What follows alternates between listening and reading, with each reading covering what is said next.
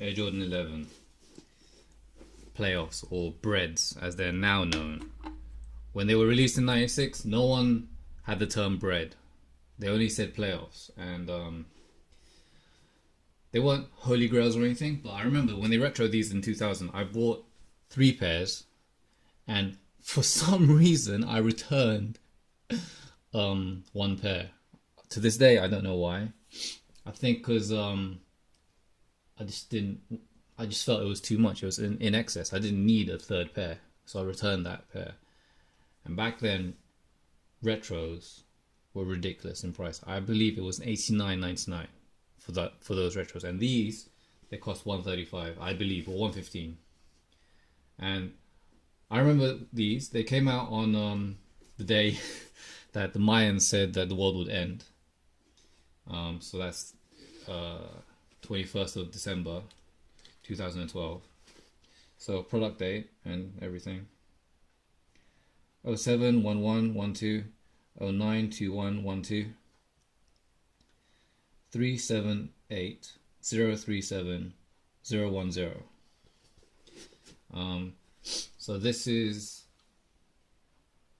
the 3rd time they retroed this colorway, I believe.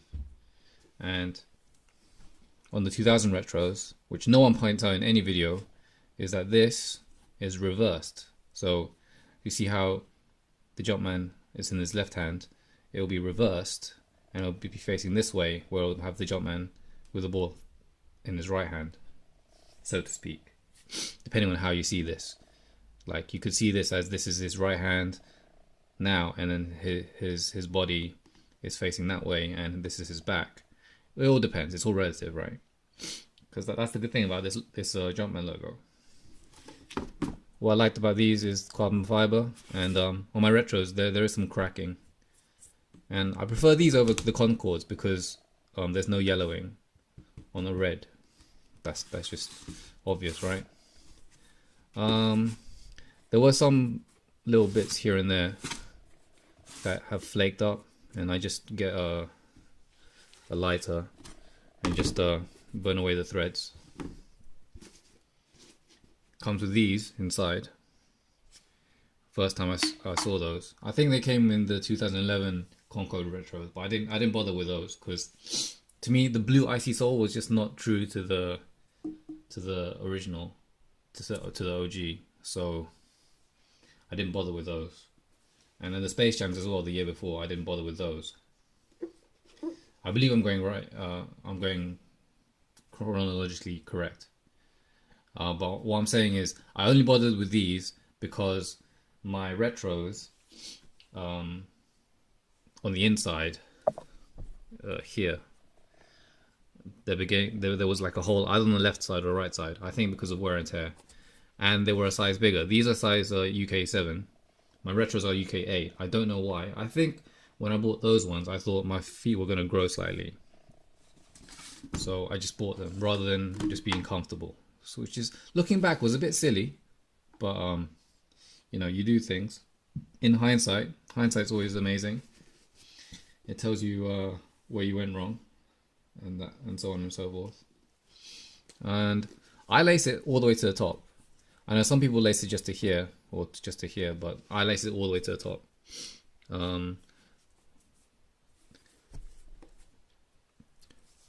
Jumpman Jordan on here. I have a jersey with the Jumpman Jordan logos on it. It's a reversible jersey. I did mess up, and I had a Velcro wallet at the time, and the Velcro caught, the hook part of the Velcro caught onto the jersey, and it just ruined like a section of it. And I tried to smooth it out, and then I made it worse, and then I ended up re-sewing it. Just when you're a kid, you do some silly shit. I mean, these have lasted well, considering I bought them in 2012 and it's 2018 now. This hasn't flaked off or anything. You can feel that it's on there. Yeah, bit of patina. Just needs a wipe here and there. I do have the Gamma Blues as well of these, but nothing really much to say about these, other than I like the colorway.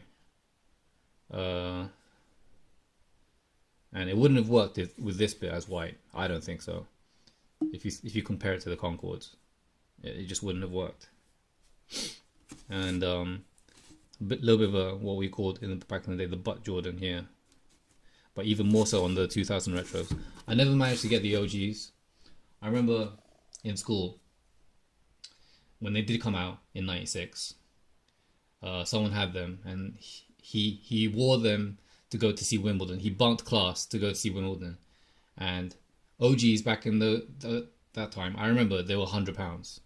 To me, that was a lot of money. I wasn't earning a job. I was in high school, so to me, I wanted them so bad. But I'll say he was from a rich family, so he got whatever he was given to him. And I said, it's secondhand. Like, why don't you just sell them to me at a discount? And he just kept on saying 100, 100, 100. But like, he didn't understand that value depreciates when it's passed down, and it wouldn't have mattered to him anyway. And I only wanted to buy it off him because he was the same foot size as me. I mean, looking back, I could have gone out there and bought my own pair, but I didn't. And we didn't have Foot Locker back in those days. We only had JD Sports and your regular department store. And they were there at JD Sports upstairs in what they called the Nike floor. I remember this on Oxford Street.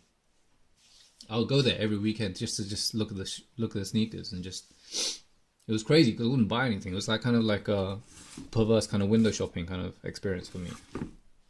But yeah, me and this sneaker have a lot of history in terms of me wanting a pair so badly, and then eventually I got 3 pairs. But I thought that was overkill. I think that was the thought going through my head. It was overkill that I bought so many pairs. So then I returned one to Foot Locker. And those retros, I think because I bought so many, because they were 100 OG, but in retro they were 90. And then these are probably going to be released in holiday 2019. And I'm predicting that they're going to, for some reason, they're going to put 45 here. So it's going to be like a weird kind of retro. Yeah. As well as they might make these infra. And they might make the stitching a little bit different. I didn't like the Win like 96 or Win like 84 or whatever. Those colorways. Trash. For me, OG. And I think I got the Gammas because they hadn't been released in that kind of colorway. I missed out on the Gamma Jordan 12s. I think they did. Did they do a Gamma Jordan 13? I don't think so. But I missed out on the Gamma Jordan 12s. I thought they were dope. I've only got the OG 12s in the Flu colorway, or the black and red or bred colorway. The famous Game 5 against Utah in '97. I remember buying those for £40 in a department store called Lily White's. But yeah, that will be in the video when I actually do review them. But I'm talking about other sneakers when I should be talking about this sneaker. So this, for me, is I've played in them like 3 times. There's no balding at all. Holy Grail, not really. And for next week when the Concords come out, I might cop, I might not cop. Only difference is the 45 and then the higher rim. I don't know, because I know I'm not gonna wear them. That's the thing. And when you buy sneakers, you're meant to wear your sneakers. So I'm in 2 minds with those. Anyway, these are forever going to be like my go-to sneaker if ever I need to, say, go out on a date or just kick back.